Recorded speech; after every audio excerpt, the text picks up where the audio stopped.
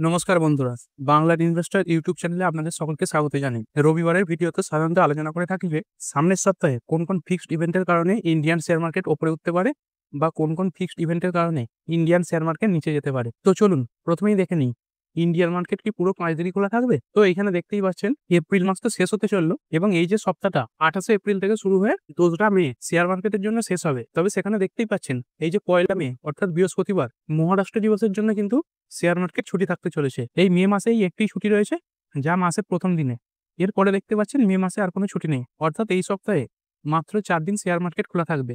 এবং এরপরে যদি দেখি 15ই আগস্ট শেয়ার মার্কেটে ছুটি রয়েছে, মানে এরপরে যে 2 মাস জুন জুলাই মাসে মার্কেটে কোনো রকম ছুটি নেই। এরপরে দেখে নিই বাজারের যে মোহর সেটা কিরকম চলছে। নিফটি দেখতেই পাচ্ছেন এই সপ্তাহে 0.33% বেড়ে বন্ধ হয়েছে। যদি এই সপ্তাহে দেখেন, এই সপ্তাহে শেষের আগের দিন পর্যন্ত প্রায় 1.5% পর্যন্ত বেড়েছিল, কিন্তু তারপরে মার্কেট হঠাৎ করে একটা বড় ডাউনফল দেখিয়েছে এবং সপ্তাহের শেষে মাত্র 80 পয়েন্ট বেড়ে নিফটি বন্ধ হয়েছে। এরপরে যদি বিএসসি সেন্সেক্স দেখি, বিএসসি সেন্সেক্সও দেখতে পাচ্ছেন 5 দিনে ঠিকঠাকভাবে কোনো রকম মুভমেন্ট দেখায়নি, 5 দিনে মাত্র 45 পয়েন্ট বেড়ে বন্ধ হয়েছে। এরপরে যদি নিফটি টেকনিক্যাল চার্ট দেখি, নিফটির যে পিভট সেটা দাঁড়িয়েছে 24,084.22 এবং এর সাপেক্ষে প্রথম যে রেজিস্ট্যান্স সেটা রয়েছে 24,320.58। এই লেভেলকে ভেঙে দিলে 24,601.82 পর্যন্ত যেতে পারে এবং এই লেভেলকেও যদি ভেঙে দেয় তাহলে 24,838.18 পর্যন্ত যেতে পারে। এবং অন্যদিকে যে প্রথম সাপোর্টটা রয়েছে সেটা হচ্ছে 23,802.98। এই সাপোর্টকে ভেঙে দিলে নিফটি 23,566.62 পর্যন্ত যেতে পারে এবং এই লেভেলকে ভাঙলেও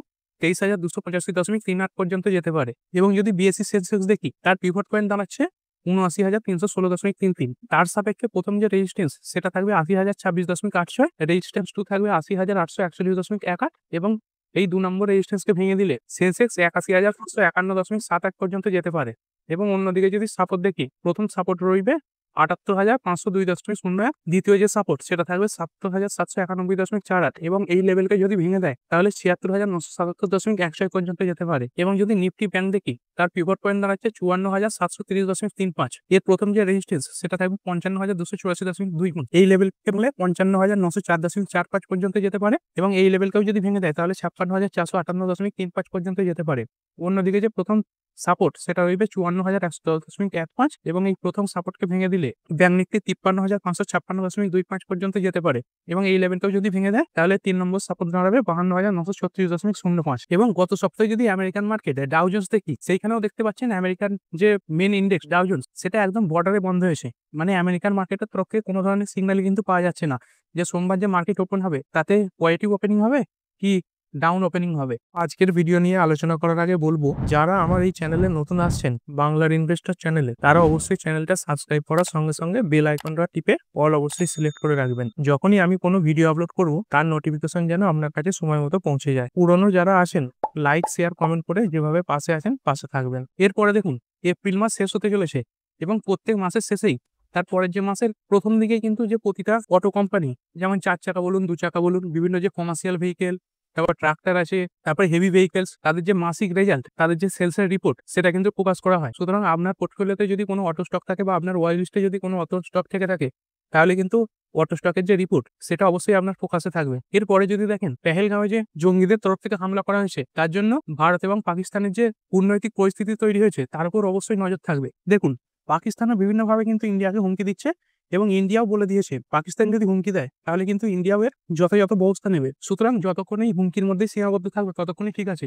যদি কোনোভাবে যুদ্ধ লেগে যায় তাহলে কিন্তু ইন্ডিয়ান শেয়ার মার্কেটে এর উপর একটা খুব বড় প্রভাব পড়বে। এছাড়াও যদি দেখেন এলওসি বর্ডারে সেইখানেও যে যুদ্ধবিরতি চুক্তি হয়েছিল সেটা কিন্তু লঙ্ঘিত হয়েছে, সেখানেও 2-4টে গুলিগালার খবর শোনা যাচ্ছে। এরপরে যদি দেখেন আমেরিকান যে প্রেসিডেন্ট ডোনাল্ড ট্রাম্প, তার উপর অবশ্যই নজর থাকবে। তিনি যেভাবে বারবার ট্যারিফ নিয়ে তার মতামত বদলাচ্ছেন, একবার এই দেশের উপর ট্যারিফ বসাচ্ছেন, তারপর ট্যারিফের হার কমাচ্ছেন, কখনো বাড়াচ্ছেন, সেই সূত্রে ডোনাল্ড ট্রাম্প অবশ্যই ফোকাসে থাকবে। এরপরে যদি দেখি ডোনাল্ড ট্রাম্পের সঙ্গে সঙ্গে চীনের যে প্রেসিডেন্ট জাই জিনপিং, তার উপরও অবশ্য নজর থাকবে। এই আমেরিকা এবং চীনের মধ্যে যে একটা ট্রেড ওয়ার শুরু হয়েছে, একবার দেখতে পাচ্ছেন ডোনাল্ড ট্রাম্প একটা বড় ধরনের ট্যারিফ বসাচ্ছে, তারপর যে চায়নার প্রেসিডেন্ট তিনিও একটা বড় ধরনের ট্যারিফ বসাচ্ছেন, তারপর কখনো কখনো ডোনাল্ড ট্রাম্প কিছুটা ট্যারিফ কমাবার কথা বলছেন। ট্রাম্প এবং জাই জিনপিং মিলে দুজনই দুজনকে হুমকি দিচ্ছে, কখনো আবার নিজেদের মধ্যে বোঝাপড়ার মতো কথা চলছে, কখনো নিজেরা এক দেশের উপর ট্যারিফ বাড়াচ্ছে, কখনো এক দেশের উপর ট্যারিফ কমাচ্ছে।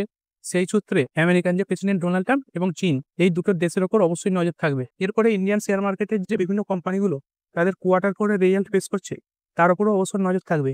এর আগে যে কোয়ার্টার 3 রেজাল্ট বেরিয়েছিল সেখানে কিন্তু হাতে গোনা কিছু কোম্পানি তাদের ভালো রেজাল্ট দেখিয়েছিল, কিন্তু কোয়ার্টার করে যে রেজাল্ট বেরোচ্ছে সেখানে কিন্তু অনেক কোম্পানি ভালো রেজাল্ট দেখাচ্ছে। দেখুন, একটা কোয়ার্টারে কিন্তু সব কোম্পানি ভালো রেজাল্ট দেখাবে না, তার মধ্যে যেটা মেজরিটি সেটাকে কিন্তু ফোকাসে রাখতে হবে। এবারে দেখতেই পাচ্ছেন কোয়ার্টার পরে যে রেজাল্ট বেরোচ্ছে সেখানে কিন্তু বেশিরভাগ যে কোম্পানি তারা ভালো রেজাল্ট দেখাচ্ছে, এবং যে কোম্পানিগুলো রেজাল্ট বার করবে তাদের উপর অবশ্যই ফোকাস থাকবে, এবং যে কোম্পানিগুলোর কোয়ার্টার পরে রেজাল্ট ভালো আসবে তাদের শেয়ারে কিন্তু একটা বড় উত্থান দেখা যাবে। এরপরে যদি দেখেন জিডিপির যে ডেটা তার উপর অবশ্যই নজর থাকবে। দেখুন, আমাদের ইন্ডিয়ান জিডিপি নয়, আমেরিকার যে কোয়ার্টার 1 জিডিপি সেটা মার্কেটে আসতে চলেছে। এখানে দেখতেই পাচ্ছেন তার যে ডেট সেটা রয়েছে এপ্রিলের 30, 2025 তারিখে। দেখতেই পাচ্ছেন আমেরিকান যে জিডিপি সেটা এর আগের কোয়ার্টারগুলোতে মোটামুটি 2.8%, 3%, 2.3% এরকম অ্যাকচুয়াল ছিল, এবং ফোরকাস্টও দেখতে পাচ্ছেন তারই কাছাকাছি ছিল। এবারে দেখতে পাচ্ছেন আমেরিকা যে বিভিন্ন দেশের উপর ট্যারিফ বসাচ্ছে তার কারণের জন্য তাদের যে জিডিপি তার ফোরকাস্ট কিন্তু অ্যানালিস্টরা অনেকটাই কমিয়ে দিয়েছে 0.4%। দেখুন, এই যে জিডিপি একবার কমে যাবে এটা কিন্তু খুব একটা টেনশনের বিষয় নয়। তবে কি জানেন, এই যে বিভিন্ন ধরনের কথা শোনেন এই দেশের উপর রিসেশন এসে গেছে, ওই দেশে রিসেশনে চলছে, এই রিসেশনটা আসলে কি? কোনো দেশের জিডিপি যখন পরপর দুটো কোয়ার্টারে মাইনাসে চলে যাবে তখনই কিন্তু ধরে নেওয়া হয় যে সেই দেশ রিসেশনে চলে গেছে। এই যে এখানে দেখতেই পাচ্ছেন কোয়ার্টার 1 যে জিডিপির ফোরকাস্ট সেটা করা হচ্ছে 0.4%। এর যদি কাছাকাছি থাকে তো ঠিক আছে, যদি এবারে মাইনাসে আসে এবং এর পরের যে কোয়ার্টার তাতেও যদি মাইনাসে আসে তাহলে কিন্তু আমেরিকান যে শেয়ার মার্কেটের অবস্থা খুব খারাপ হয়ে যাবে, এবং যার কারণে অন্যান্য দেশের শেয়ার মার্কেটগুলো সরাসরি প্রভাবিত হবে। এখানে দেখতেই পাচ্ছেন ফোরকাস্ট কিন্তু প্রায় শূন্যর কাছাকাছি চলে এসেছে। এরপরে যদি দেখেন এফআইআই এবং ডিআইআই এই দুজনের ডেটার উপর অবশ্যই ফোকাস থাকবে। দেখতেই পাচ্ছেন এফআইআই কিন্তু ইন্ডিয়ান মার্কেটে তাদের যে কেনাকাটি সেটা ভালোভাবেই শুরু করে দিয়েছে, এবং লাস্ট দিনে যদি দেখেন এফআইআই 2952 কোটি টাকার মতো শেয়ার কিনেছে, এবং ডিআইআইও প্রায় 3539 কোটি টাকার মতো শেয়ার কিনেছে। এবং যদি দেখেন জবে থেকে এফআইআই শেয়ার কেনা শুরু করেছে তারা প্রায় 30,000 কোটি টাকার মতো শেয়ার কিনে নিয়েছে। এরপরে যদি দেখেন ইন্ডিয়ার যে রুপি সেটাও কিন্তু এখনো ঠিকঠাক আছে, এই মুহূর্তে 85.37 কাছে চলছে। দেখুন, এই যে ইন্ডিয়ান রুপি এভাবে ডলারের এগেইনস্টে শক্তিশালী হচ্ছে এটা কিন্তু ইন্ডিয়ান যে শেয়ার মার্কেট তার জন্য একটা পজিটিভ মোমেন্ট তৈরি করেছে। এইখানে ধরুন ইন্ডিয়ান যে রুপি সেটা যদি 85 থেকে 86, তারপর 87, তারপর 88 এরকম চলে যায় তাহলে কিন্তু এফআইআই এর যে লাভ সেটা অনেকটাই কমে যাবে, এবং যার ফলে তারা কিন্তু ইন্ডিয়ান শেয়ার মার্কেট থেকে তাদের যে পুঁজি সেটা সরিয়ে নেবে। এছাড়াও যদি ভারত পাকিস্তানের মধ্যে যে যুদ্ধ পরিস্থিতি তৈরি হয়েছে তাতে যদি কোনো বাড়াবাড়ি দেখা যায় তাহলেও কিন্তু যে এফআইআই আছে তারা তাদের পুঁজি সবার আগেই মার্কেট থেকে সরিয়ে নেবে, এবং যা ইন্ডিয়ান শেয়ার মার্কেটের উপর একটা খুব খারাপ প্রভাব ফেলবে। এরপরে যদি দেখি ইউএস এর যে ডলার ইন্ডেক্স সেটা এখন আপাতত শান্ত রয়েছে, এখনো পর্যন্ত 100 নিচে আছে। যতক্ষণ পর্যন্ত এই 100 নিচে থাকবে ততক্ষণই কিন্তু ডোনাল্ড ট্রাম্প শান্ত অবস্থায় থাকবে। যখন আবার 100-র উপরে উঠতে শুরু করবে তখন কিন্তু ট্রাম্প আবার উল্টোপাল্টা ডিসিশন নিতে শুরু করতে পারে। এরপরে যদি দেখেন ইউএস এর যে বন্ড ইল্ড সেটাও আপাতত ঠিকঠাক জায়গায় রয়েছে 4.25%। মানে ইউএস এর বন্ড ইল্ড যত কম থাকবে ততই কিন্তু ইমার্জিং যে মার্কেটগুলো আছে অর্থাৎ যে ইন্ডিয়া, চায়না এরকম যে মার্কেটগুলো আছে এতে বিদেশি যে ইনভেস্টর তাদের কিন্তু পার্টিসিপেন্ট বাড়বে। এরপরে যদি দেখি সোনার দাম দেখতেই পাচ্ছেন এই মুহূর্তে 99,180 কাছাকাছি চলছে। সেটা এখানে দেখতে পাচ্ছেন কিছুদিন আগে প্রায় 1,02,000-কে ছাড়িয়ে গিয়েছিল, এবং এর পেছনে যে মূল দায়ী তিনি হচ্ছেন ট্রাম্প। তিনি ক্ষমতায় আসার পর থেকেই কিন্তু শেয়ার মার্কেটের ওপর একটা খারাপ প্রভাব পড়তে শুরু করেছে, যার ফলে অনেক ইনভেস্টর শেয়ার মার্কেটের শেয়ার ছেড়ে গোল্ডের প্রতি তাদের ইনভেস্টমেন্ট বাড়াচ্ছে, এবং তারপরে ট্রাম্প একটু নরম হওয়ার কারণে কিন্তু সোনার দাম 1,02,000 থেকে আবার পরে 99,000-এর কাছাকাছি চলে এসেছে। এরপরে যদি দেখেন ক্রুড অয়েল সেটাও কিন্তু আপাতত শান্ত রয়েছে। WTI ক্রুড এই মুহূর্তে 63-র কাছাকাছি চলছে, এবং ব্রেন্ট ক্রুড সেটাও 66.87-এর কাছাকাছি চলছে। এরপরে যদি বিটকয়েন দেখি একটি বিটকয়েনের এই মুহূর্তে দাম চলছে দেখতে পাচ্ছেন 93,992.54 USD। যারা বিটকয়েনে ইনভেস্ট করেন তাদের জন্য কিন্তু একটা ভালো খবর। এখানে দেখতেই পাচ্ছেন বিটকয়েন একটা সময় প্রায় 75,000-এর নিচে চলে গিয়েছিল, সেখান থেকে দেখতে পাচ্ছেন 9 এপ্রিল 1 মাসের মধ্যে এই বিটকয়েন প্রায় 25% পর্যন্ত বেড়েছে। এরপরে যদি অপশন চেন দেখি এই 24,000-এর লেভেলটা কিন্তু একটা গুরুত্বপূর্ণ লেভেল হিসেবে কাজ করবে। যেভাবে বিভিন্ন ধরনের খবর আসছে, এই যে ইন্দো-পাক কূটনৈতিক সম্পর্ক তৈরি হয়েছে, তারপরে যে ডোনাল্ড ট্রাম্প এবং চীনের মধ্যেও একটা ট্রেড ওয়ার নিয়ে টানাপোড়েন চলছে, তার কারণে কিন্তু যারা বিয়ার আছে তারা অবশ্যই এই 24,000-এর লেভেলটাকে ভেঙে দেওয়ার চেষ্টা করবে, এবং বুলেরা অবশ্যই চেষ্টা করবে যাতে এই 24,000-এর লেভেলটার উপরে মার্কেট টিকিয়ে রাখা যায়। তো ঠিক আছে বন্ধুরা, আশা করছি ভিডিওটা আপনাদের ভালো লেগেছে। আপনি চাইলে এটাকে লাইক এবং শেয়ার করতে পারেন।